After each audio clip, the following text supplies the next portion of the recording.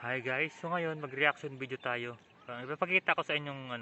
video about dun sa interview sa sa referee, yung nag-referee sa laban ni Boy Tapang. Matindi pala yun yung kabataan niya. Nakapatay pala yun dun sa sa Thailand.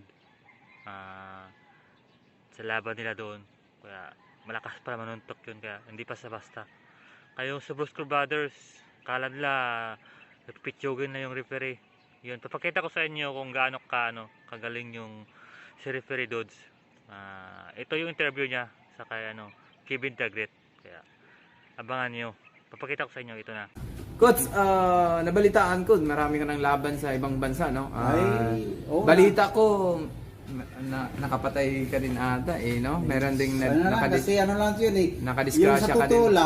Nakadisgrasya ka din. Pwede mo paliwanag, Coach? Yun nga yung laban ko doon sa Thailand, di ko naman kalain talaga mangyayari yun kasi gusto natin manalo eh. Pero wala eh. Talagang ang kasalanan doon yung referee ng Thailand kasi pinipilit talaga nila na nakatapos nga ng round, pero grabe, bugbog, lumalabas yung dugo sa mata, ilong, dito tenga, kaya pagkatapos dinala ng stretcher. Kaya yun, 2008 yata yun, basta yun. Anong mga yun years? nangyari yun na di ko naman kalain na ganun ang Thailand eh, matindi talaga ang Thailand eh. Talagang bakbakan talaga, patayan talaga eh. Yun nga, naawa ko rin, kasi siyempre boxer rin ako. Di ko naman ang Diyos na bahala sa akin magpapata dahil e-sports eh. E-sports na. Nakakasakit ako, pero wala, ko nasa taas, kawawa din yun. Napinsala ko yung buhay niya dahil doon sa... Pero naman sa atin natural lang yun sa atin kasi bago tayo umakyat sa ring. Nagano talaga ako, nag-free talaga ako. Mayroon tayong waiver talaga. Tsaka isa na doon, dapat bago tayo umakyat sa ring na free talaga tayo na walang mangyari. Ako talaga nagpanok sa taas na walang mangyari sa akin. Kahit matapos yung laban na basta safe tayo, ganun lang naman. So, Coach, meron nagtanong, may laban ka ba sa online? Meron ka bang laban sa online? May laban ako sa Japan, sa awa naman ng 10 rounds, sa 9 rounds lang. Hindi naman, talagang matindi rin yun kasi magaling din yung kalabang ko eh. Talagang Olympian daw yung amateur din yun. Pero muntik din ako, third round. Akala ko tatapos na ako, tinamaan ako ng matinding hook. Pero sa awa ng Diyos, sabi ko, Lord, huwag mo nang bagsakin. Pero sa awa, yun, na ginanyan ako. Tumakbo. Sabi ko, bakit? Tumakbo. Yun pala, siguro. Takot. Siguro na sinisip ako ng ni God noon eh. Kasi di ko naman kalain na tumakbo sa ginanyan. Kunting gano'n na lang, knockout na ako eh. Pero yun, nakakaganti ako hanggang... Tapos ang laban, malalo ka, Coach? 9 rounds, nakuha namin ng rounds. Tinatsaga namin for ito sarado, di makakita na to. Kaya tinigil, kahit gusto ko talagang paputukin, tinigil. Dati ka din pala ng mga panahon mo. Ito lang din, di naman ako napasalamat din sa taas, kahit pa paano, di ako sinuwerte sa boxing. Pero ito mayroon din tayo, hindi naman ako nag-ano na ang boxing talaga ang hirap. Kaya sabihin nyo, kaya wag na yung kung may pamilya kayong gusto mag-boxing, huwag nyo nang igaya sa tulad sa amin kasi sugal talaga, buhay talaga nakataya para tayo sundalo. Kaya ang boxing, huwag natin gagawing laro lang, huwag natin, kasi buhay nakakataya talaga, kailangan natin, lagi tayong feet of God talaga kasi yan talaga siya ang nagano sa atin.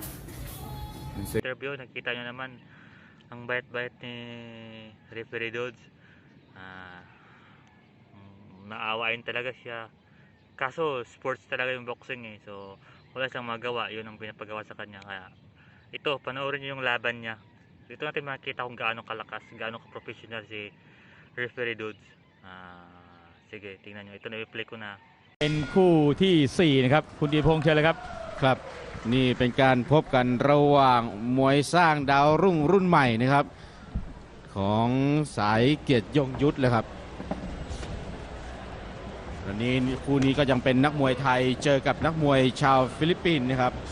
ทางด้านฝ่ายแดงนี่คือยกเขียวสภูลสวัสดิ์ครับเจอกับมวยชั้นดีครับโดดี้บอยอากราบิโอนะครับนักชกวัย29 ปีครับ จากเจเนอเรลซันโตสครับชื่อเจเนอเรลซันโตสนี่ใครคิดว่ามาจากเม็กซิกันมาจากเม็กซิโกนะมาจากฟิลิปปินส์นะครับ ว่าคุณกิติพงศ์นี่คุ้นเคยดีนะครับกับมวยฟิลิปปินส์มวยอินโดนีเซีย ครับ นี่คุ้นเคยมาก